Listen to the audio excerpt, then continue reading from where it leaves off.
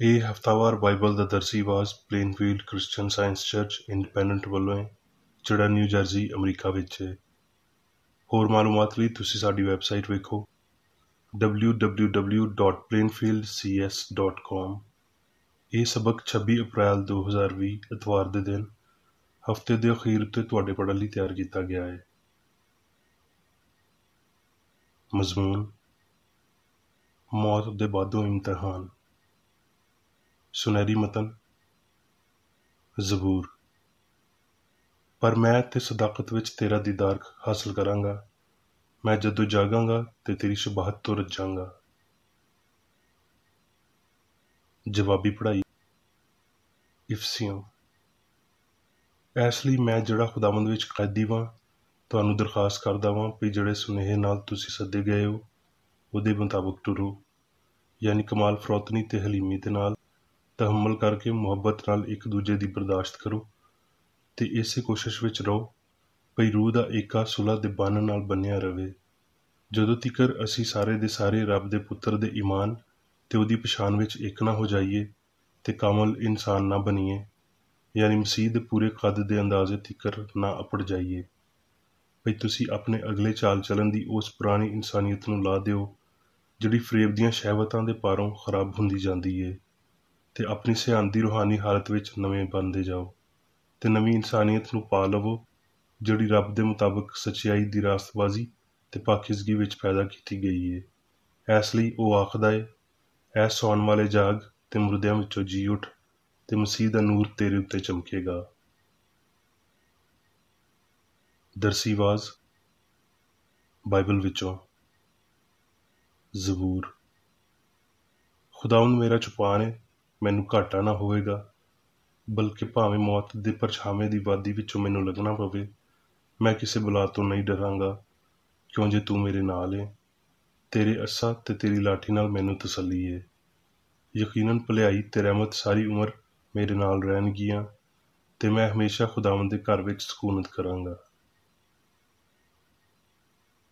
ਯੋਹੰਨਾ। ਇਹਨਾਂ ਗੱਲਾਂ ਤੋਂ ਬਾਅਦ ਯਿਸੂ ਗਲੀਲ ਦੀ ਝੀਲ ਯਾਨੀ ਤਿਬਰਿਆਸ ਦੀ ਝੀਲ ਦੇ ਪਾਰ ਗਿਆ। ਯੋਹੰਨਾ। ਮਰੀਮ ਤੇ ਉਹਦੀ ਭੈਣ ਮਾਰਥਾ ਦੇ ਪਿੰਡ ਬੈਤਨੀਆ ਦਾ ਲਾਜ਼ਰ ਨਾਮੀ ਇੱਕ ਬੰਦਾ ਬਿਮਾਰ ਸੀ। ਇਸ ਲਈ ਉਹਦੀਆਂ ਭੈਣਾਂ ਨੇ ਇਹ ਸੁਨੇਹਾ ਘੱਲਿਆ ਭਈ ਐ ਖੁਦਾਵੰਦ, ਵੇਖ ਜਿਹਨੂੰ ਤੂੰ ਲਾਡਲਾ ਰੱਖਿਆ ਏ ਉਹ ਬਿਮਾਰ ਏ। ਯਿਸੂ ਨੇ ਸੁਣ ਕੇ ਆਖਿਆ ਭਈ ਇਹ ਬਿਮਾਰੀ ਮੌਤ ਦੀ ਨਹੀਂ, ਬਲਕਿ ਰੱਬ ਦੇ ਜਲਾਲ ਲਈ ਏ, ਤਾਂ ਜੋ ਉਹਦੇ ਪਾਰੋਂ ਰੱਬ ਦੇ ਪੁੱਤਰ ਦਾ ਜਲਾਲ ਜ਼ਾਹਿਰ ਹੋਵੇ। ਫਿਰ ਉਹਦੇ ਤੋਂ ਬਾਅਦ ਚੇਲਿਆਂ ਨੂੰ ਆਖਿਆ, ਆਓ ਫਿਰ ਯਹੂਦੀਆਂ ਨੂੰ ਚਲੀਏ। ਸਾਡਾ ਦੋਸਤ ਲਾਜ਼ਰ ਸੌਂ ਗਿਆ ਏ, ਪਰ ਮੈਂ ਉਹਨੂੰ ਜਗਾਉਣ ਜਾਣਾ ਵਾਂ। ਇਸ ਲਈ ਚੇਲਿਆਂ ਨੇ ਉਹਨੂੰ ਆਖਿਆ, ਐ ਖੁਦਾਵੰਦ, ਜੇ ਸੌਂ ਗਿਆ ਏ ਤੇ ਬਚ ਜਾਵੇਗਾ। ਯਿਸੂ ਨੇ ਉਹਦੀ ਮੌਤ ਦੇ ਬਾਰੇ ਆਖਿਆ ਸੀ, ਪਰ ਉਹ ਸਮਝੇ ਭਈ ਆਰਾਮ ਦੀ ਨੀਂਦ ਦੇ ਬਾਰੇ ਆਖਿਆ। ਫਿਰ ਯਿਸੂ ਨੇ ਉਹਨਾਂ ਨੂੰ ਸਾਫ਼ ਆਖ ਦਿੱਤਾ ਭਈ ਲਾਜ਼ਰ ਮਰ ਗਿਆ। ਇਸ ਲਈ ਯਿਸੂ ਨੂੰ ਆ ਕੇ ਪਤਾ ਚੱਲਿਆ ਭਈ ਉਹਨੂੰ ਕਬਰ ਵਿੱਚ ਰੱਖੇ ਹੋਏ 4 ਦਿਨ ਹੋਏ। ਮਾਰਥਾ ਨੇ ਯਿਸੂ ਨੂੰ ਆਖਿਆ, ਐ ਖੁਦਾਵੰਦ, ਜੇ ਤੂੰ ਇੱਥੇ ਹੁੰਦਾ ਤੇ ਮੇਰਾ ਭਰਾ ਨਾ ਮਰਦਾ। ਤੇ ਹੁਣ ਵੀ ਮੈਂ ਜਾਣਦੀ ਵਾਂ ਜੋ ਕੁਝ ਤੂੰ ਰੱਬ ਤੋਂ ਮੰਗੇਗਾ ਉਹ ਤੈਨੂੰ ਦੇਵੇਗਾ। ਯਿਸੂ ਨੇ ਉਹਨੂੰ ਆਖਿਆ, ਤੇਰਾ ਭਰਾ ਜੀ ਉੱਠੇਗਾ। ਮਾਰਥਾ ਨੇ ਉਹਨੂੰ ਆਖਿਆ, ਮੈਂ ਜਾਣਦੀ ਵਾਂ ਭਈ ਕਿਆਮਤ ਵਿੱਚ ਅਖੀਰੀ ਦਿਨ ਜੀ ਉੱਠੇਗਾ। ਯਿਸੂ ਨੇ ਉਹਨੂੰ ਆਖਿਆ, ਕਿਆਮਤ ਤੇ ਹਯਾਤੀ ਮੈਂ ਵਾਂ, ਜਿਹੜਾ ਮੇਰੇ ਉੱਤੇ ਈਮਾਨ ਲਿਆਉਂਦਾ ਏ, ਭਾਵੇਂ ਉਹ ਮਰ ਵੀ ਜਾਵੇ ਫਿਰ ਵੀ ਉਹ ਜਿਉਂਦਾ ਰਹੇਗਾ। ਤੇ ਜਿਹੜਾ ਕੋਈ ਜਿਉਂਦਾ ਏ ਤੇ ਮੇਰੇ ਉੱਤੇ ਈਮਾਨ ਲਿਆਉਂਦਾ ਏ ਉਹ ਹਮੇਸ਼ਾ ਤੀਕਰ ਕਦੀ ਨਾ ਮਰੇਗਾ। ਜਦੋਂ ਮਰੀਮ ਉਸ ਥਾਂ ਤੇ ਅਪੜੀ ਜਿੱਥੇ ਯਿਸੂ ਸੀ ਤੇ ਉਹਨੂੰ ਵੇਖਿਆ ਤੇ ਉਹਦੇ ਪੈਰਾਂ ਵਿੱਚ ਡਿੱਗ ਕੇ ਉਹਨੂੰ ਆਖਿਆ, ਐ ਖੁਦਾਵੰਦ, ਜੇ ਤੂੰ ਇੱਥੇ ਹੁੰਦਾ ਤੇ ਮੇਰਾ ਭਰਾ ਨਾ ਮਰਦਾ। ਜਦੋਂ ਯਿਸੂ ਨੇ ਉਹਨੂੰ ਤੇ ਉਹਨਾਂ ਯਹੂਦੀਆਂ ਨੂੰ ਜਿਹੜੇ ਉਹਦੇ ਨਾਲ ਆਏ ਸੀ ਰੋਂਦਿਆਂ ਵੇਖਿਆ ਤੇ ਦਿਲ ਵਿੱਚ ਬਹੁਤ ਦੁਖੀ ਹੋਇਆ ਤੇ ਘਬਰਾ ਕੇ ਆਖਿਆ, ਤੁਸੀਂ ਉਹਨੂੰ ਕਿੱਥੇ ਰੱਖਿਆ ਏ? ਉਹਨਾਂ ਨੇ ਆਖਿਆ, ਐ ਖੁਦਾਵੰਦ, ਚੱਲ ਕੇ ਵੇਖ ਲੈ। ਯਿਸੂ ਫਿਰ ਆਪਣੇ ਦਿਲ ਵਿੱਚ ਦੁਖੀ ਹੋ ਕੇ ਕਬਰ ਉੱਤੇ ਆਇਆ। ਉਹ ਇੱਕ ਗਾਰ ਸੀ ਤੇ ਉਹਦੇ ਉੱਤੇ ਪੱਥਰ ਧਰਿਆ ਸੀ। ਯਿਸੂ ਨੇ ਆਖਿਆ, ਪੱਥਰ ਨੂੰ ਹਟਾਵੋ। ਉਸ ਮਰੇ ਹੋਏ ਬੰਦੇ ਦੀ ਭੈਣ ਮਾਰਥਾ ਨੇ ਉਹਨੂੰ ਆਖਿਆ, ਐ ਖੁਦਾਵੰਦ, ਉਹਦੇ ਵਿੱਚੋਂ ਤੇ ਹੁਣ ਬੋ ਆਉਂਦੀ ਏ, ਕਿਉਂ ਜੇ ਉਹਨੂੰ 4 ਦਿਨ ਹੋ ਗਏ ਨੇ। ਯਿਸੂ ਨੇ ਉਹਨੂੰ ਆਖਿਆ, ਕੀ ਮੈਂ ਤੈਨੂੰ ਆਖਿਆ ਨਹੀਂ ਸੀ ਵੀ ਜੇ ਤੂੰ ਈਮਾਨ ਰੱਖੇਂਗੀ ਤੇ ਰੱਬ ਦਾ ਜਲਾਲ ਵੇਖੇਂਗੀ। ਇਸ ਲਈ ਉਹਨਾਂ ਨੇ ਉਸ ਪੱਥਰ ਨੂੰ ਹਟਾ ਦਿੱਤਾ। ਫਿਰ ਯਿਸੂ ਨੇ ਅੱਖੀਆਂ ਚੁੱਕ ਕੇ ਆਖਿਆ, ਐ ਬਾਪ, ਮੈਂ ਤੇਰਾ ਸ਼ੁਕਰ ਕਰਦਾ ਵਾਂ ਭਈ ਤੂੰ ਮੇਰੀ ਸੁਣ ਲਈ।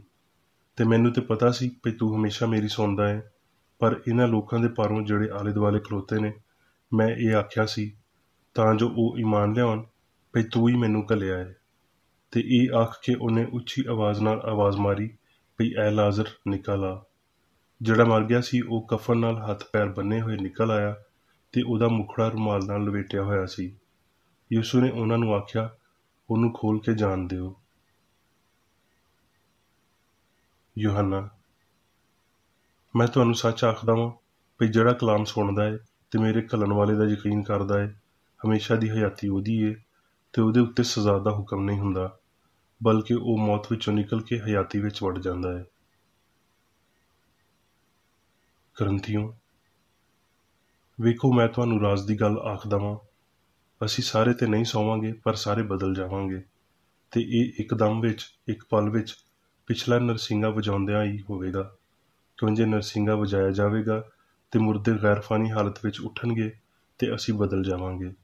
ਕਿਉਂ ਜੇ ਜ਼ਰੂਰ ਹੈ ਭਈ ਇਹ ਬਦਨ ਬਕਾ ਦਾ ਜਾਮਾ ਪਾਵੇ ਤੇ ਇਹ ਮਰਨ ਵਾਲਾ ਬਦਨ ਹਮੇਸ਼ਾ ਦੀ ਹਯਾਤੀ ਦਾ ਜਾਮਾ ਪਾਵੇ।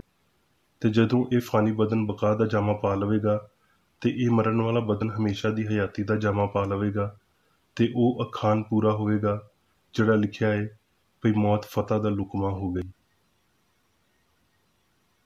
ਰੋਮੀਓ, ਹੁਣ ਉਹ ਵੇਲਾ ਅਪੜ ਗਿਆ ਹੈ ਭਈ ਤੁਸੀਂ ਨੀਂਦ ਤੋਂ ਜਾਗੋ, ਕਿਉਂ ਜੇ ਜਿਸ ਵੇਲੇ ਅਸੀਂ ਈਮਾਨ ਲਿਆਏ ਸੀ ਉਸ ਵੇਲੇ ਨਾਲੋਂ ਹੁਣ ਸਾਡੀ ਮੁਕਤੀ ਨੇੜੇ ਹੈ।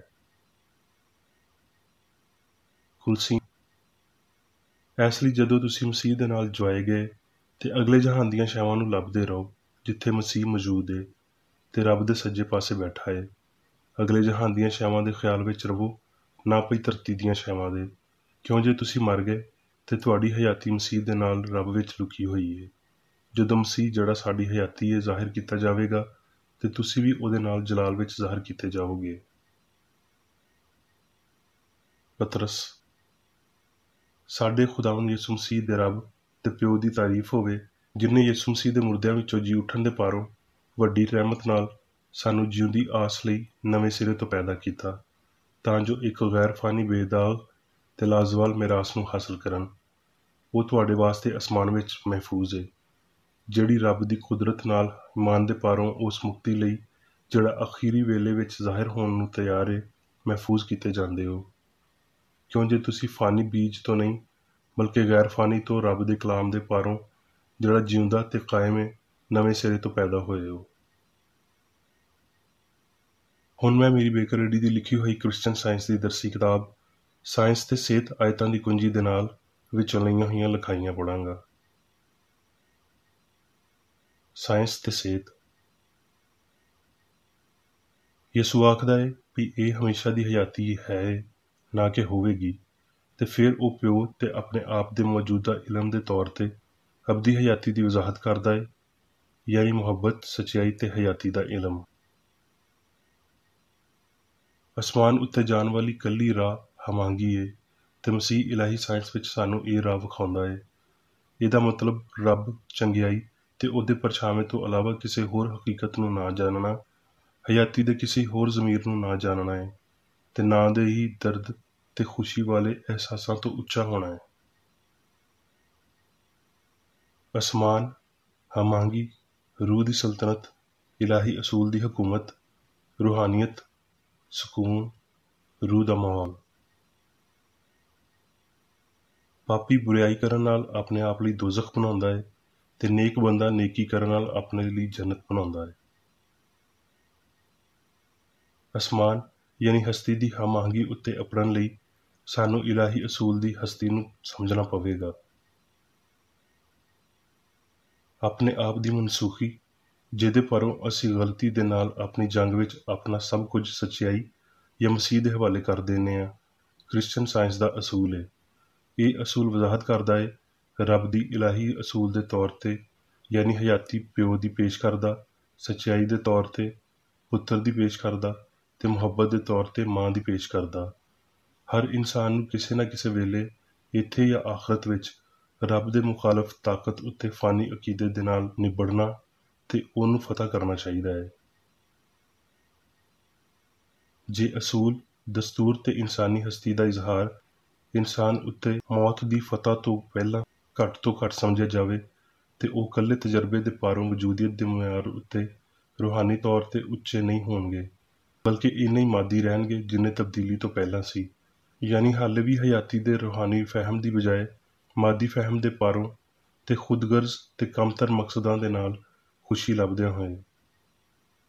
ਜੇ ਤਬਦੀਲੀ ਜਿਹਨੂੰ ਮੌਤ ਆਖਿਆ ਜਾਂਦਾ ਹੈ ਪਾਪ, ਬਿਮਾਰੀ ਤੇ ਮੌਤ ਦੇ ਯਕੀਨ ਨੂੰ ਤਬਾਹ ਕਰ ਦਿੰਦੀ ਹੈ ਤੇ ਐਸ ਹਾਰ ਦੇ ਵੇਲੇ ਖੁਸ਼ੀ ਜਿੱਤ ਜਾਂਦੀ ਹੈ ਤੇ ਹਮੇਸ਼ਾ ਲਈ ਪੱਕੀ ਹੋ ਜਾਂਦੀ ਹੈ, ਪਰ ਇੰਜ ਹੁੰਦਾ ਨਹੀਂ ਹੈ। ਕਾਮਲੀਅਤ ਬਸ ਕਾਮਲੀਅਤ ਨਾਲ ਹੀ ਹਾਸਲ ਹੁੰਦੀ ਹੈ। ਉਹ ਜਿਹੜੇ ਨਾਰਾਜ਼ ਨੇ ਉਸ ਵੇਲੇ ਤੀਕਰ ਨਾਰਾਜ਼ ਹੀ ਰਹਿਣਗੇ ਜਦੋਂ ਤੀਕਰ ਇਲਾਹੀ ਸਾਇੰਸ ਵਿੱਚ ਮਸੀਹ ਯਾਨੀ ਸੱਚਾਈ ਸਾਰੇ ਪਾਪ ਤੇ ਜਹਾਲਤ ਨੂੰ ਮੁਕਾ ਨਹੀਂ ਦਿੰਦਾ। ਪਾਪ ਤੇ ਗਲਤੀ ਜਿਹੜੇ ਸਾਨੂੰ ਮੌਤ ਦੇ ਸਿਰਹਾਣੇ ਖੜਾ ਕਰ ਦਿੰਦੇ ਨੇ ਉਸ ਵੇਲੇ ਰੁਕਦੇ ਨਹੀਂ, ਬਲਕਿ ਇਹਨਾਂ ਗਲਤੀਆਂ ਦੀ ਮੌਤ ਤੀਕਰ ਮੁਸਤਕਿਲ ਰਹਿੰਦੇ ਨੇ। ਅਸੀਂ ਜਾਣਦੇ ਹਾਂ ਕਿ ਜਦੋਂ ਅਖੀਰੀ ਨਰਸਿੰਗਾ ਵਜਾਇਆ ਜਾਵੇਗਾ ਸਭ ਕੁਝ ਇੱਕ ਪਲ ਵਿੱਚ ਬਦਲ ਜਾਵੇਗਾ, ਪਰ ਹਿਕਮਤ ਦਾ ਇਹ ਅਖੀਰੀ ਸੁਨੇਹਾ ਉਦੋਂ ਤੀਕਰ ਨਹੀਂ ਆ ਸਕਦਾ ਜਦੋਂ ਤੀਕਰ ਇਨਸਾਨ ਮਸੀਹੀ ਕਿਰਦਾਰ ਦੀ ਤਰੱਕੀ ਵਿੱਚ ਇੱਕ ਛੋਟੇ ਸੁਨੇਹੇ ਨੂੰ ਪਹਿਲਾਂ ਤੋਂ ਹੀ ਕਬੂਲ ਨਾ ਕਰਦੇ ਹੋਣ। ਇਨਸਾਨ ਨੂੰ ਇਹ ਗੁਮਾਨ ਰੱਖਣਾ ਚਾਹੀਦਾ ਹੈ ਕਿ ਮੌਤ ਦੇ ਤਜਰਬੇ ਦਾ ਯਕੀਨ ਉਹਨਾਂ ਨੂੰ ਜਲਾਲੀ ਹਸਤੀ ਵਿੱਚ ਜਗਾਵੇਗਾ। ਆਲਮਗੀਰ ਮੁਕਤੀ ਤਰੱਕੀ ਤੇ ਈਮਾਨ ਉੱਤੇ ਮਰਕੂਜ਼ ਹੈ ਤੇ ਇਹਨਾਂ ਦੇ ਬਗੈਰ ਹਾਸਲ ਕਰਨੀ ਨਾਮੁਮਕਿਨ ਹੈ। ਅਸਮਾਨ ਕੋਈ ਥਾਂ ਨਹੀਂ ਹੈ, ਬਲਕਿ ਸਿਆਣ ਦੀ ਇਲਾਹੀ ਹਾਲਤ ਹੈ ਜਿਹਦੇ ਵਿੱਚ ਸਿਆਣ ਦੇ ਸਾਰੇ ਜ਼ਹੂਰ ਹਮ-ਆਹੰਗ ਤੇ ਫਾਨੀ ਹੁੰਦੇ ਨੇ। ਕਿਉਂ ਜੇ ਉੱਥੇ ਪਾਪ ਨਹੀਂ ਹੈ ਤੇ ਇਨਸਾਨ ਉੱਥੇ ਆਪਣੀ ਰਾਸਤਬਾਜ਼ੀ ਦੇ ਨਾਲ ਨਹੀਂ, ਰੱਬ ਦੀ ਸੋਚ ਦੀ ਮਲਕੀਅਤ ਵਿੱਚ ਪਾਇਆ ਜਾਂਦਾ ਹੈ, ਜਿਵੇਂ ਕਿ ਕਲਾਮ ਇਹ ਦੱਸਦਾ ਹੈ। ਅਖੀਰੀ ਅਦਾਲਤ ਇਨਸਾਨਾਂ ਦੀ ਉਡੀਕ ਨਹੀਂ ਕਰਦੀ, ਕਿਉਂ ਜੇ ਹਿਕਮਤ ਦਾ ਹਸ਼ਰ ਦਿਹਾੜਾ ਹਰ ਵੇਲੇ ਤੇ ਲਗਾਤਾਰ ਜਾਰੀ ਰਹਿੰਦਾ ਹੈ। ਇੱਥੇ ਤੀਕਰ ਪਈ ਉਹ ਅਦਾਲਤ ਵੀ ਜਿਹਦੇ ਰਾਹੀਂ ਫਾਨੀ ਇਨਸਾਨ ਸਾਰੀ ਮਾਦੀ ਗਲਤੀ ਤੋਂ ਬੇਨਕਾਬ ਕੀਤਾ ਜਾਂਦਾ ਹੈ। ਕਬਰ ਦੇ ਐਸ ਪਾਰ ਪਾਪੀਆਂ ਦਾ ਆਪਣੀ ਪੂਰੀ ਸਜ਼ਾ ਪਾਉਣਾ ਓਨਾ ਹੀ ਔਖਾ ਹੈ ਜਿੰਨਾ ਐਸ ਜੱਗ ਵਿੱਚ ਰਾਸਤਬਾਜ਼ਾਂ ਦਾ ਆਪਣੀ ਪੂਰੀ ਜਜ਼ਾ ਪਾਉਣਾ ਹੈ।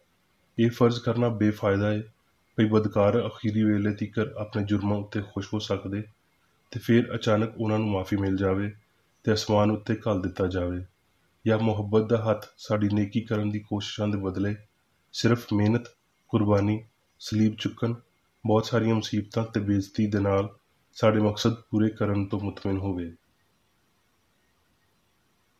ਯਿਸੂ ਨੇ ਲਾਜ਼ਰ ਨੂੰ ਆਖਿਆ, ਸਾਡਾ ਯਾਰ ਲਾਜ਼ਰ ਸੌਂ ਗਿਆ ਹੈ ਤੇ ਮੈਂ ਉਹਨੂੰ ਜਗਾਉਣ ਜਾਣਾ ਵਾਂ।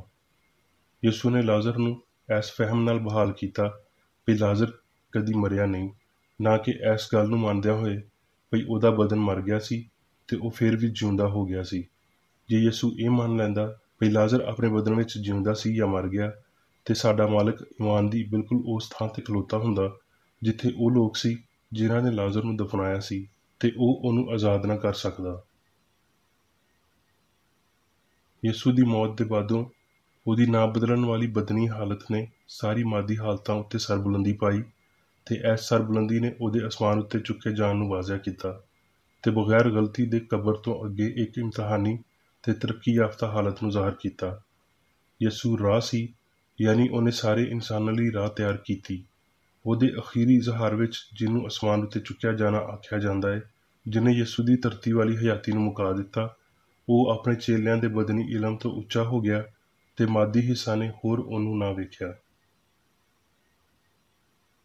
ਜਦੋਂ ਹਸਤੀ ਨੂੰ ਸਮਝ ਲਿਆ ਜਾਂਦਾ ਹੈ ਤੇ ਹਯਾਤੀ ਨੂੰ ਨਾ ਮਾਦੀ ਨਾ ਮਹਿਦੂਦ ਸਮਝਿਆ ਜਾਵੇਗਾ, ਬਲਕਿ ਇਹਨੂੰ ਲਾਮਹਿਦੂਦ ਤੇ ਰੱਬ ਦੇ ਤੌਰ ਤੇ ਬੜੀ ਚੰਗਿਆਈ ਸਮਝਿਆ ਜਾਵੇਗਾ, ਤੇ ਇਹ ਅਕੀਦਾ ਬਰਬਾਦ ਹੋ ਜਾਵੇਗਾ ਭਈ ਹਯਾਤੀ ਜਾਂ ਸਿਆਣ ਹਮੇਸ਼ਾ ਮੁਤਨਾਹੀ ਸ਼ਕਲ ਵਿੱਚ ਤੇ ਬੁਰਾਈ ਵਿੱਚ ਚੰਗੀ ਰਹੀ ਹੈ।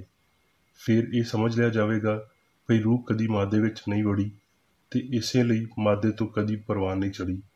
ਜਿਵੇਂ ਇੱਕ ਰੁੱਖ ਵਾਪਸ ਆਪਣੇ ਬੀਜ ਵਿੱਚ ਨਹੀਂ ਆ ਸਕਦਾ, ਇਨਸਾਨ ਵੀ ਜਦੋਂ ਰੂਹਾਨੀ ਹਸਤੀ ਵਿੱਚ ਤੇ ਰੱਬ ਦੇ ਬਾਰੇ ਫਹਿਮ ਵਿੱਚ ਵੱਧਦਾ ਹੈ ਤੇ ਉਹ ਮਾਦੇ ਵਿੱਚ ਹੋਰ ਸ਼ਰਾਕਤ ਨਹੀਂ ਰੱਖ ਸਕਦਾ ਤੇ ਨਾ ਇਹਦੇ ਵਿੱਚ ਮੁੜ ਕੇ ਜਾ ਸਕਦਾ ਹੈ। ਨਾ ਹੀ ਇਨਸਾਨ ਬਦਨੀ ਵਿਖਾਲੀ ਦੇਵੇਗਾ, ਬਲਕਿ ਉਹ ਇੱਕ ਇਨਫਰਾਦੀ ਸ਼ਾਉਰ ਹੋਵੇਗਾ ਜਿਹਦੀ ਖੂਬੀ ਇਲਾਹੀ ਰੂਹ ਦੇ ਤੌਰ ਤੇ ਖਿਆਲ ਹੋਵੇਗੀ, ਨਾ ਵੀ ਮਾਦੇ ਦੇ ਤੌਰ ਤੇ ਹੋਵੇਗੀ। ਦੁੱਖਾਂ ਦੇ, ਮਰਨ ਦੇ ਤੇ ਪਾਪ ਦੇ ਅਕੀਦੇ ਗੈਰ ਅਸਲੀ ਨੇ। ਜਦੋਂ ਇਲਾਹੀ ਸਾਇੰਸ ਨੂੰ ਆਲਮਗੀਰ ਤੌਰ ਤੇ ਸਮਝਿਆ ਜਾਂਦਾ ਹੈ ਤੇ ਉਹਨਾਂ ਦਾ ਇਨਸਾਨ ਉੱਤੇ ਕੋਈ ਇਖਤਿਆਰ ਨਹੀਂ ਹੁੰਦਾ, ਕਿਉਂ ਜੇ ਇਨਸਾਨ ਲਾਫਾਨੀ ਹੈ ਤੇ ਇਲਾਹੀ ਇਖਤਿਆਰ ਦੇ ਰਾਹੀਂ ਜਿਉਂਦਾ ਹੈ।